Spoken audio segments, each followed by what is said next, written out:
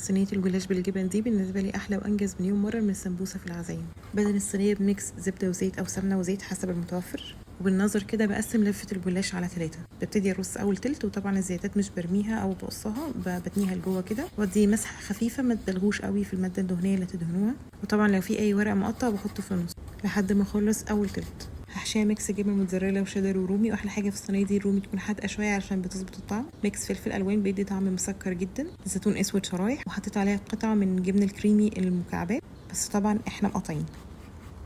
اخر حاجه رشه زعتر خفيفه. لما بعمل الصينيه دي لوحدها بحط ممكن سوسيس او بسطرمه او سجق شرقي، بس في العزايم او كطبق جانبي احب ان هي تبقى ميكس جبن بس علشان خاطر ما تخطيش على باقي الاصناف. رصيت التلت التاني من الجلاش وعدت الحشوه كام مره عشان بحب يكون فيها حشو كتير. رجعت ارص اخر تلت في اللفه. اهم حاجه اخر كام ورقه بتنيهم لجوه كده عشان يبقى الشكل منمق لما اقدمها. وطبعا بيتقطع قبل ما يتسوى، قطعوه بالشكل والحجم اللي تحبوه، واللي عاملينه في عزومه قطعوه كمان اصغر من كده علشان ما يلكمش ويسيب مساحه لباقي الاصناف. هدخلها فرن 10 دقايق تشمع على ما اجهز التشريبه. كوبايه من اللبن عليها بيضه، ممكن تستغنوا عن البيضه، ممكن تحطوا مرقه، ممكن تحطوا بيكنج باودر اللي انتوا تحبوه. انا بحبها بالبيض واللبن.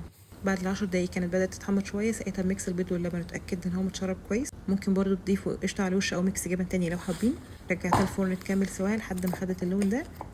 عدت بس على التقطيع عشان تبقى سهله وانا بطلعها. بالنسبه لي حرفيا دي احلى صنف جانبي ممكن اعمله في اي عزومه، وبس كده.